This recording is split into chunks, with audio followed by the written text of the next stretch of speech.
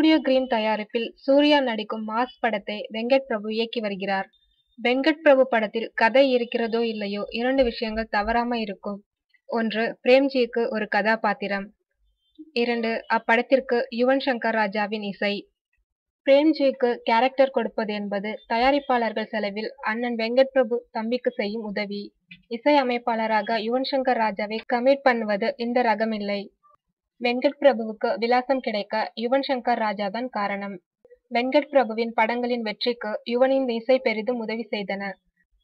சூர்யாவை வைத்து தற்போது வெங்கட் பிரபு இயக்கும் மாஸ் படத்திற்கும் யுவன் சங்கர் ராஜா தான் இசையமைப்பாளர். இப்படத்திற்காக சில பாடல்களுக்கு இசையமைத்து கொடுத்த யுவன் சங்கர் ராஜா ஒரு குத்து பாடலுக்கும் இசையமைத்து கொடுத்துள்ளார்.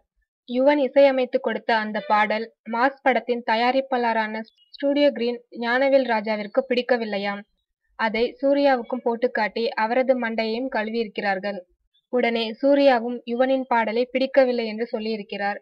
யுவன் இசையமைத்த பாடல் சிறப்பாக இருப்பதாக சொன்ன வெங்கட் பிரபுவின் பேச்சை இருவருமே கேட்கவில்லை. அது மட்டுமின்றி வெங்கட் பிரபுவின் பேச்சை மதிக்காமல் இசையமைப்பாளர் தமனை அணுகி அந்த ஒரு பாடலுக்கு மட்டும் இசையமைக்க கேட்டுக்கொண்டிருக்கின்றனர். அவரும் சம்மதித்து இசையமைத்து கொடுத்து விட்டாராம். இதனை கேள்விப்பட்டதும் யுவன் சங்கர் ராஜா கடுப்பாகிவிட்டார். அது மட்டுமல்ல, மாஸ் படத்திற்கு பின்னணி இசை அமைக்க மாட்டேன், படத்தின் பப்ளிசிட்டியில் என் பெயரை பயன்படுத்தக்கூடாது என்றும் அவர் சொல்லிவிட்டாராம். சூர்யா தரப்பிற்கும் யுவனுக்கும் இடையே பஞ்சாயத்து பேச வெங்கட் பிரபு முயற்சித்தும் பயனில்லை. யுவன் சங்கர் ராஜாவுக்கு தற்போது மார்க்கெட் இல்லை என்பதால் இதுதான் நல்ல சந்தர்ப்பம் என்று படத்தின் இசையமைப்பாளர் என்று தமன் பெயரை விளம்பரப்படுத்த முடிவு செய்துள்ளனர். ஸ்டூடியோ கிரீன் நிறுவனம் இதுவரை தயாரித்த 12 படங்களில் சில்லுன்னு ஒரு காதல், பருத்தி வீரன், நான் மகான் அல்ல, பிரியாணி மற்றும் மாஸ் என 5 படங்களுக்கு யுவன் சங்கர் ராஜா தான் இசையமைப்பாளர்.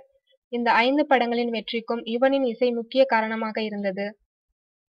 அதனை எல்லாம் மறந்துவிட்டு சூர்யா தரப்பு யுவனை அவமானப்படுத்தியுள்ளனர்.